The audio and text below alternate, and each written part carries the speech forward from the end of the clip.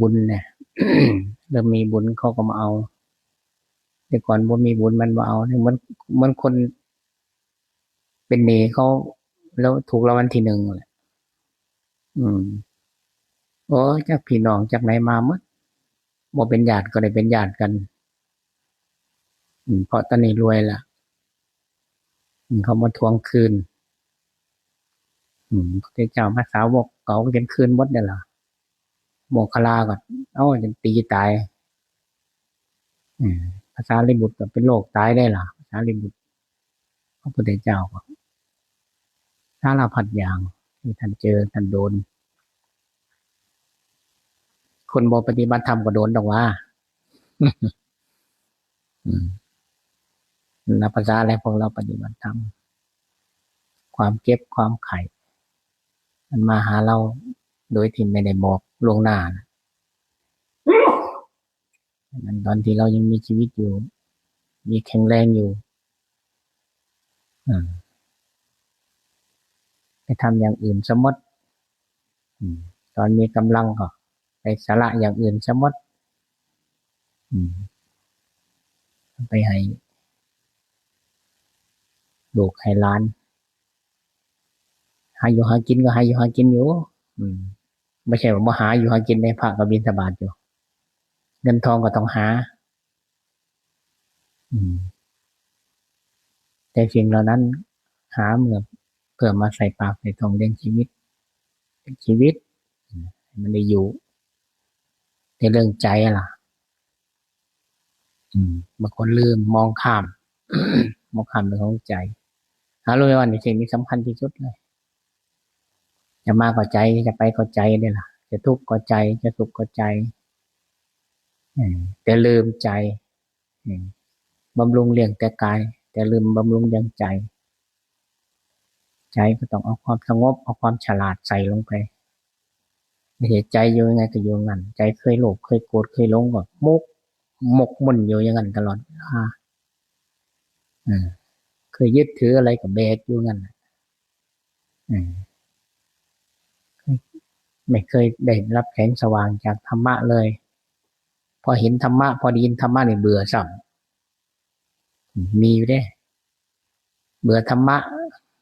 ก็เมื่อเราเบื่ออาหารนั่นแหละเบื่ออาหารกับบริกินอาหารแล้วเมื่อบริกินอาหารแล้วร่างกายจะเป็นยังไงล่ะก็สู้ผอมเป็นโรควันคนเบื่อธรรมะเบื่อธรรมะกับบ่ได้ธรรมะมาชโลมใจ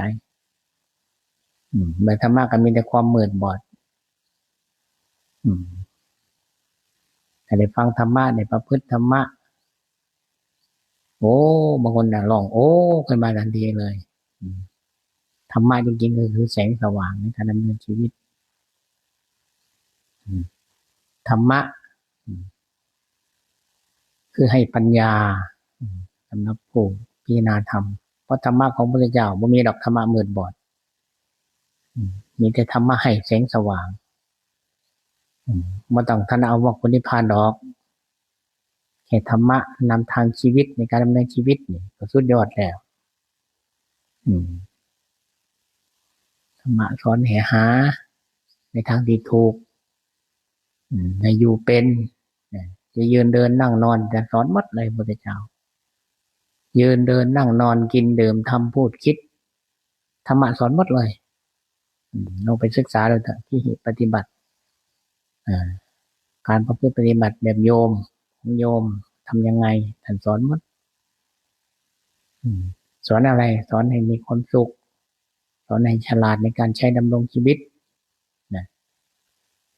สอนให้มีทุกข์สอนไม่ให้เบียดเบียนทั้งคนและสัตว์ถ้าเราไม่เบียดเบียนใครความทุกข์จะมาจากไหน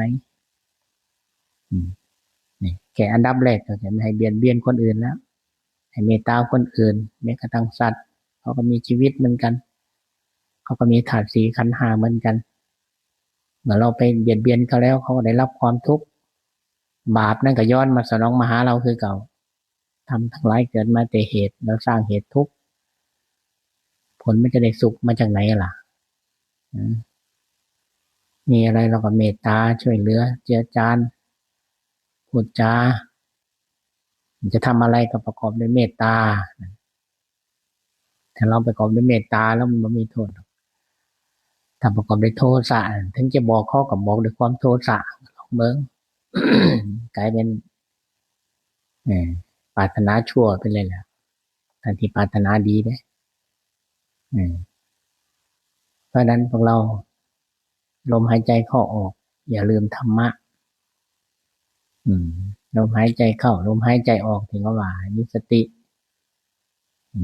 ระลึกรู้เหตุที่เราคิดอะไรเราทำอะไรแล้วมันผิดหรือมันถูก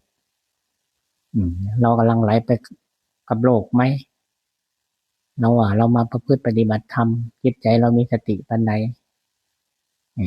ปัญญามองโลกแบบไหนบ้างตอนนี้เรามองโลกยังไงเรามาประพฤติปฏิบัติธรรมมองโลกเหมือนโลกไหมหรือมองโลกเหมือนธรรมอยู่มองโลกตามความเป็นจริงไหมหรือมองโลกติดโลกอยู่โลกยังสวยงามอยู่โลกยังของกูอยู่วัดมาวัดอย่างที่ว่าวัดวอแหวนไม่ให้การวัดยาววัดสั้นวัดนี้วัดชั่ววัดฉลาดวัดโง่ต้องวัดกันอยู่ตลอดเวลาแต่งเจ้าของอยู่ตลอดเวลาฝึกเจ้าของอยู่ตลอดเวลาฝึกให้มันดีแล้วว่าถ้าเราไม่ฝึกมันจะเป็นได้ยังไงแหละเราฝึกเพื่ออะไรฝึกเพื่อให้จิตใจมันขยับขึ้นจากเดิมมันเคยโลภเคยโกรธเคยหลงราคะตัณหามันกลุ่มรุมก็ฝึกให้มันเบาให้มันบาง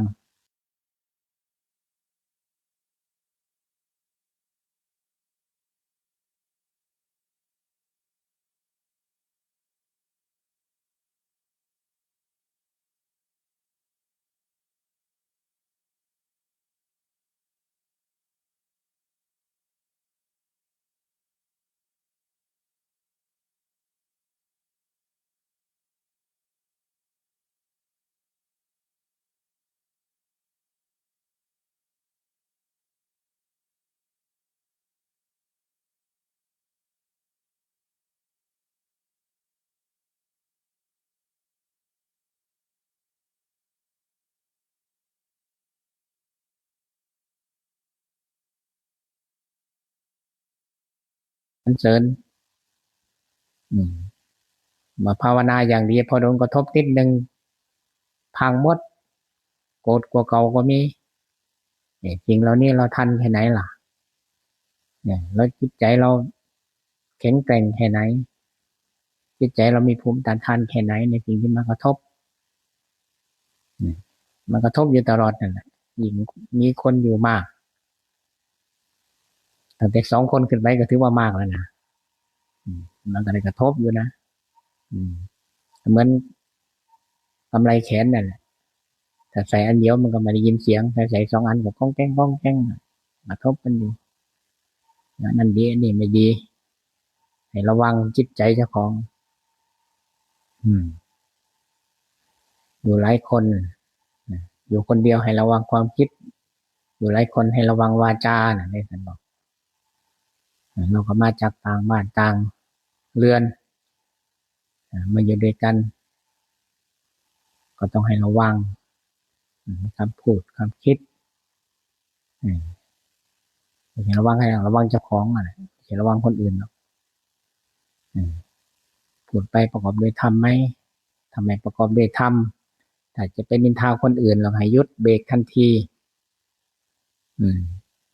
เพราะนั่นกำลังสร้างกรรม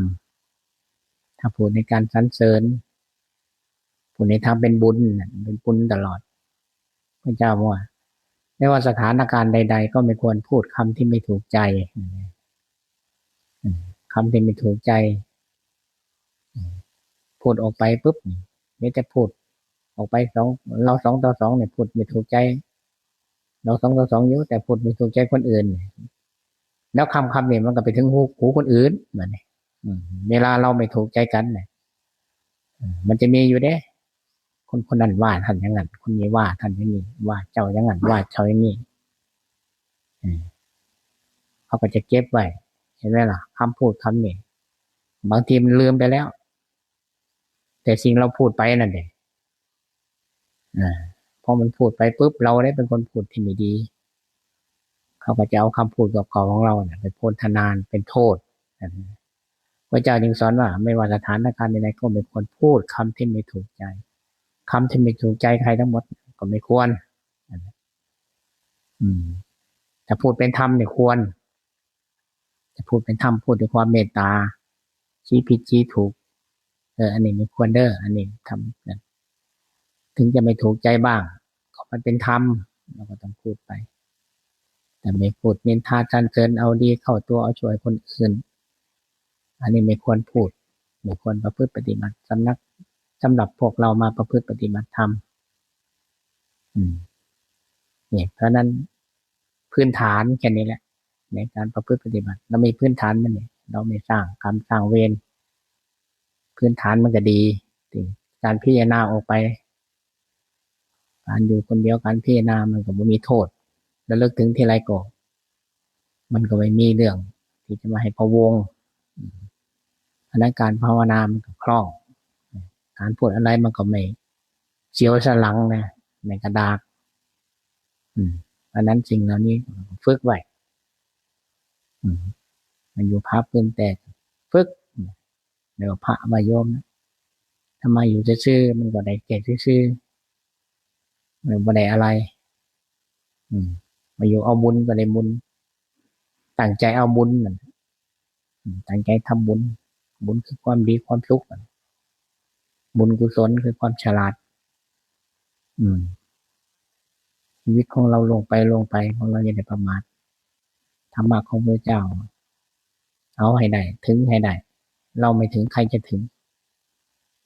อดบางอิ่มบางฉังหัวมันขอให้ธรรมะเต็มใจอยู่ตลอดเวลานะ